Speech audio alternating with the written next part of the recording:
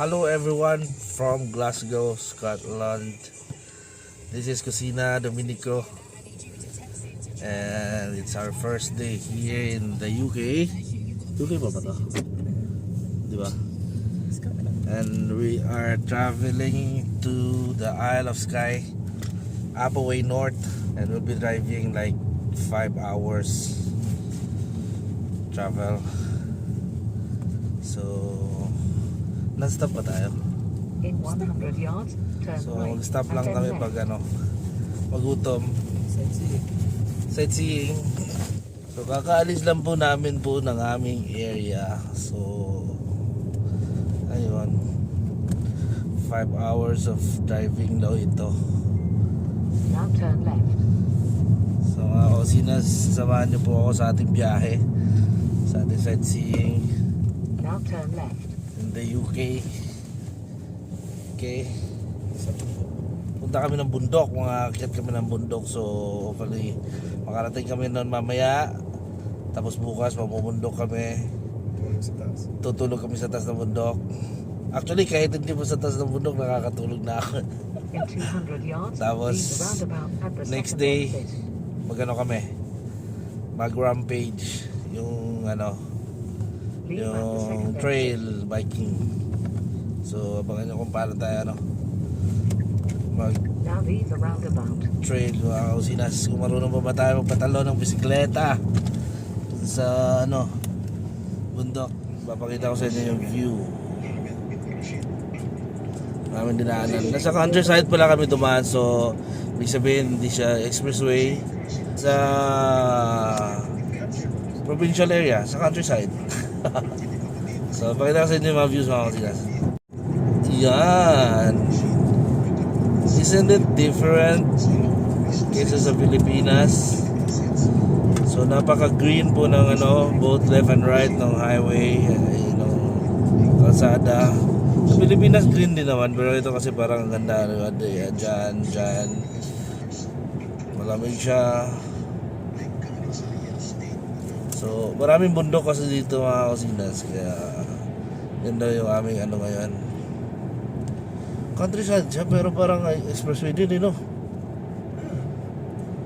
Meron dito single carriage motorway. Okay. So dito sa aking left side meron siyang bundok. Kasi Dito sa right side lane na. dito sa right side lake daw to. Mamaya makikita. Yan. So papakita ko sa inyo mamaya. Loch Lomond. Yan ba yung Loch Lomond? Lapit na pala tayo sa Loch Lomond. Oo, 30 minutes. So yan mga Osinas, kita niyo yung bundok na yun. Napakasarap siguro akyatin nun. Zoom in natin, Wow. Start na pag-akyat. Going to Fort William. Ganda. Pupunta pala kami sa Fort ba? Fort o Port? Fort William. So ayan yung bundok na dito lang sa malapit sa Loch Lomond. Yun yung inakyat namin. Ayun yung dulo na yan. Ilang beses na kami umakyat dyan. Ayun na yung malapit sa likod. Pero kaya sakyan. Hindi. Bundok nga lang. Yan yung dulo yan. Yan.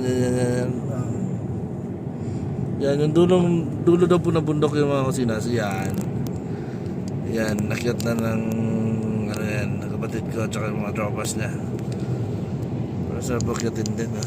Ilang araw lakad yan? Ilang oras? 8 hours ako.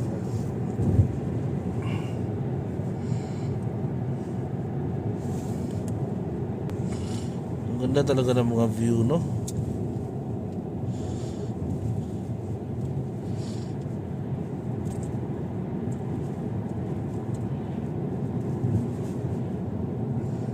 Lalabas na yung lake. Tapos na. Loch Lomond Lake. Loch is lake in Scottish. Loch. L-O-C-H. Loch means lake. Talaga.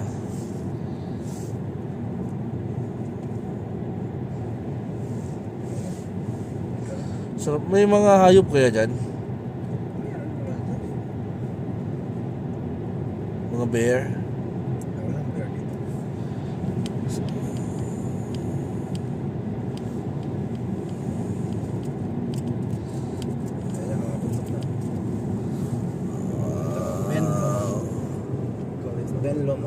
yung lake. Lock naman. Ito. Yung lake na yan. Ben Lomond. Tapos, yung bundok na yon, Ben Lomond daw. Ben Lomond. Soft. Lock.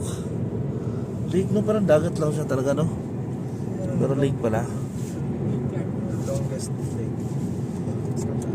Yan yung nanganak ni ni Esther ang Deepest pala. Deepest? Wala pa lang wala pa lang sinabi yung Pantabangan Dam dyan? yung monster. Sa Inverness man yun. Loch Ness kasi. Ano monster ba? Ayun, ganda mga kasinas, oh. Wow, sarap siguro mamingwit dyan kung may pwede lang. Ibang pa. Ganda ng bundok dito, oh. Kalbo siya pero may green yung palibot. Hindi ibig sabihin hindi yung parang yung makahoy talaga, no? Sa baba lang yung makakawin. Sa baba makahoy pero dito sa taas wala kalbo. Ano?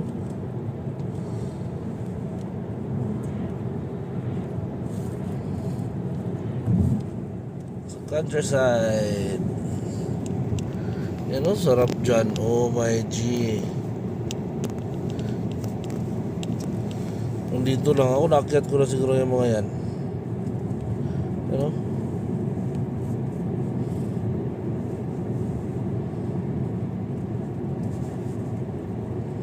My G, sarap naman. Ay mga kusinas, dito kami sa Fort Williams. Dito kami sa may parking na Morrisons. Kain lang muna. Ayan, adobo, itlog, tsaka rice. Pilipino pa rin. Halfway po ng biyahe namin papuntang Isle of Skye. Ano tayo? Ano tayo?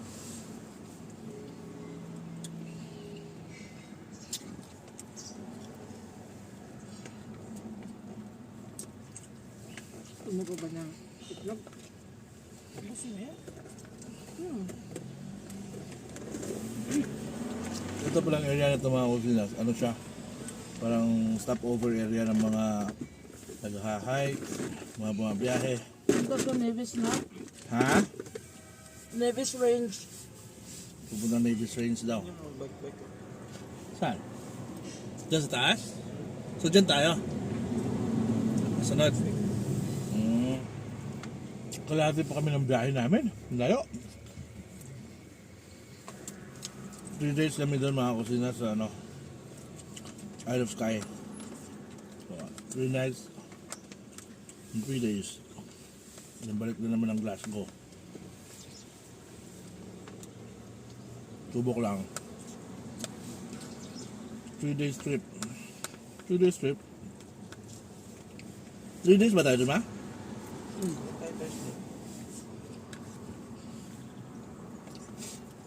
Pwede kami doon, crap. Ninenok ko yung taba. Kasi wala sa Middle East to masyado. Mayroon na tapong spare lang sa Sa Thailand. Ay nako, kamusta na kaya yung aking mag-iina mga kusina sa Mayroon na Nevesia? tapong extra doon sa bag. Lahat sila hindi pa nag-reply, hindi pa nag-message, wala siguro kuryente, wala signal. Nakasan ng bagyo. Ikaw talaga, Carding, bagyong Carding. Carding ka lang, naging Carding.ph ka na. Nga ka. Sana lahat ng ating kababayan sa Luzon, matinamaan ng bagyo, sana okay lang po kayo lahat. Ganun talaga. Ang bilis, no? After kumain, kakape kami. Tapos, bora na ulit. Nabili lang kami ng McDo. So, McDo. Hindi kami coffee. Coffee mga osinas. Hindi ko na napakita sa inyo yung ano 12 degrees, Nico. 12 degrees. Ito na po yung coffee ng McDo. Sana all. Sana all. Salted caramel latte. Lagay dyan sa...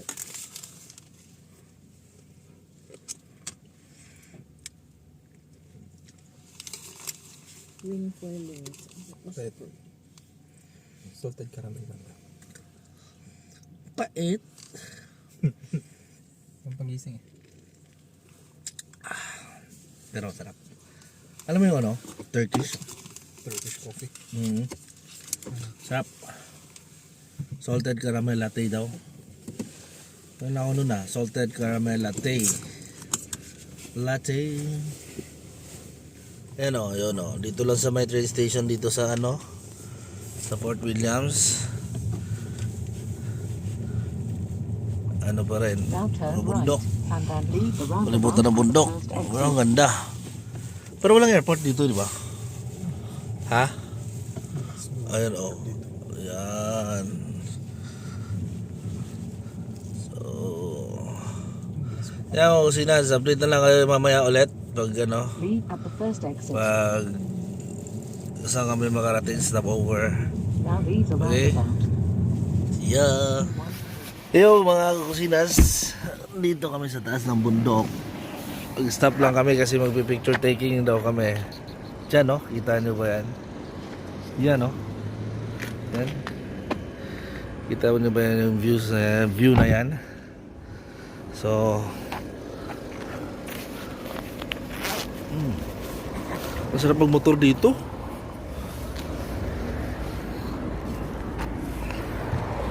Ganda oh. Where's the bridge?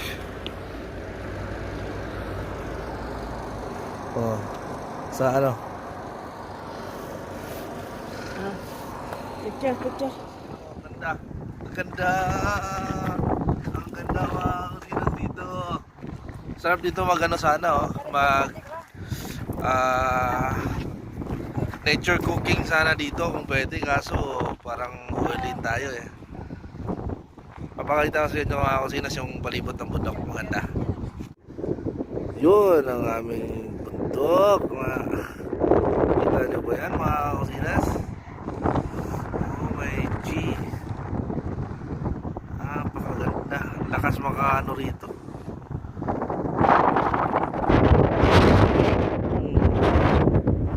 This is Glencoe. Nasa ano siya? Nasa taas.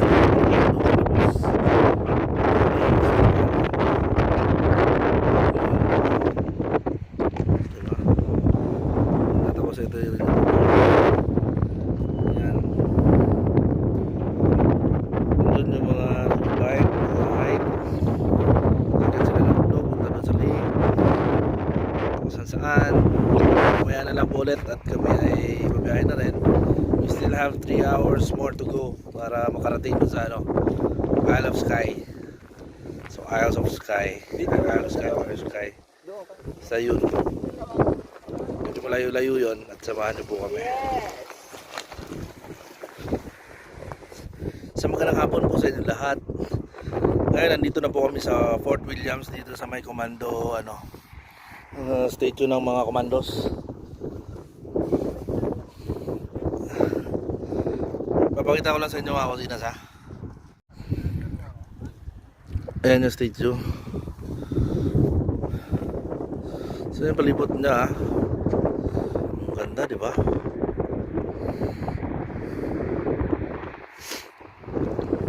Ayan yung palibot mga kusinas.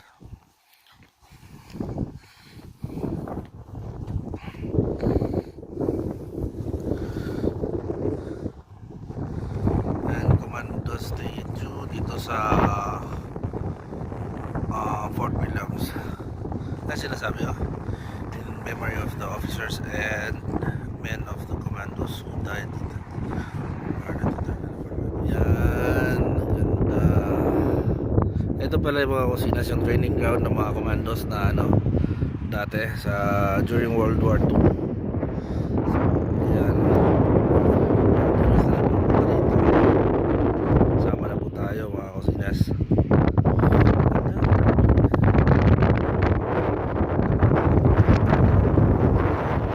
sa ano, sa libingan.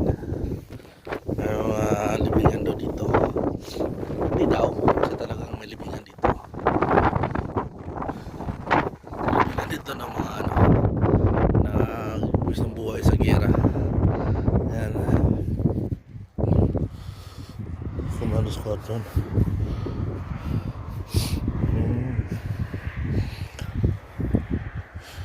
Ay, siya ako sila.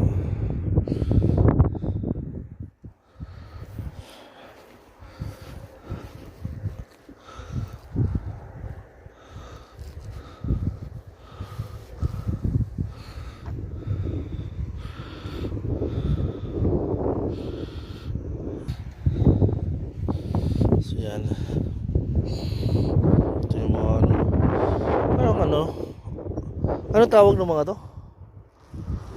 Yung mga himlayan lang? Ano ba to? Libingan ba to? Area lang kung saan pinag-ipon-ipon nila yung mga commandos nung time na yun, nung gera. Mga nagbuwis ng buhay. Actually, hindi naman yata sa ano lang to, World War. Parang may mga bago rin eh. So, siguro yung mga gera na nag-anuhan ng mga ano nila, na mga sundalo. So, naglalagay sila ng mga parang ano dito, parang memorials. Kasi meron pa dun eh, oh. Oh. So, ito stone na to, limestone. Ewan ko anong sinisimbolo na ito. Basta anong ano, stone, ano symbolizes ano. May mga ano siya oh. Galing ng bato mga kusina. So may mga ano nang gito-gito no. Ha? Crystal ba to? Parang metal. Ano? Ito nyo ba yan? Oh, dami dun oh. Tapos kung sa Pilipinas to, tinisipak to isa-isa. Wala na to. Babuhangin na to sa Pilipinas, itong bato na to. Ang daming crystal turbanes. Oh. Okay mga kasilas, paalam na mga magigiting na commandos. Alis na yung kapwa komando. Bye. Ano pala to mga kakusinas? Ashes ng mga commandos scattering ground. So yung mga nakremate sa mga commandos, dito nila inaano yung kanilang mga ano, ashes. Yan, kaya pala siya ganyan. Okay. So siguro yung stone na yan ano, symbolizes ng ano nila, unity, hardships, and hard works. Alis na po kami. Tuloy na kami sa aming biyahe. So ngayon, nandito mga 30 minutes away na lang daw kami sa aming hotel. So dito kami sa may parking. May parking beside dito sa may lake.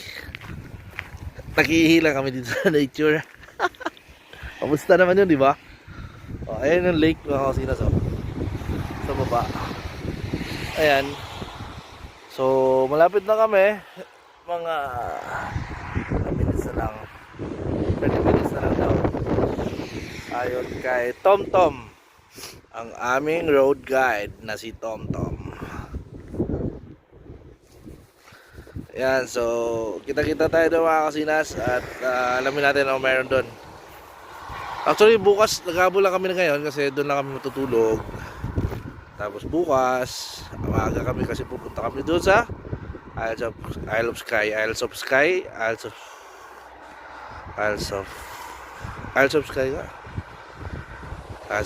yun. Dito tayo mga kasinas ha. Samahan nyo ako. Buyers.